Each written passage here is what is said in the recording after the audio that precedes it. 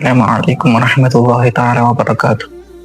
1953 April 27-ന് Ahmad Koya മുസ്ലിയാരുടെയും ഖുതുബി Muhammad മുസ്ലിയാരുടെയും പുതിയാപ്ല Abdurahman മുസ്ലിയാരുടെയും നേതൃത്വത്തിൽ പെരിന്തൽമണ്ണയിൽ വെച്ച് നടന്ന യോഗത്തിൽ സുന്നത്ത് ജമാഅത്തിനെതിരിൽ പുറപ്പെട്ടിട്ടുള്ള വഹാബി മൗദൂദി പ്രസ്ഥാനക്കാരോട് ഏത് രീതിയിലാണ് സഹവർത്തിക്കേണ്ടതെന്ന ചോദ്യത്തിന് അവരുടെ പ്രസിദ്ധീകരണങ്ങൾ പരിശോധിച്ചതിനു ശേഷം അവർ മുബ്തദിഉകൾ ആണെന്നതിൽ സംശയമില്ല എന്നും, അതിനാൽ ഷറയിൽ ഏത് രൂപത്തിലാണോ അവരോട് സഹവർത്തിക്കാൻ പറഞ്ഞിട്ടുള്ളത് അത് പ്രകാരം അവരോട് സഹവർത്തിക്കേണ്ടതാകുന്നുവെന്നും, ആരുമായി കൂടിക്കഴിയുന്നതും വിവാഹബന്ധത്തിൽ ഏർപ്പെടുന്നതും തൽക്കാലം നിർത്തിവെക്കണമെന്നും അവർ മറുപടി നൽകി.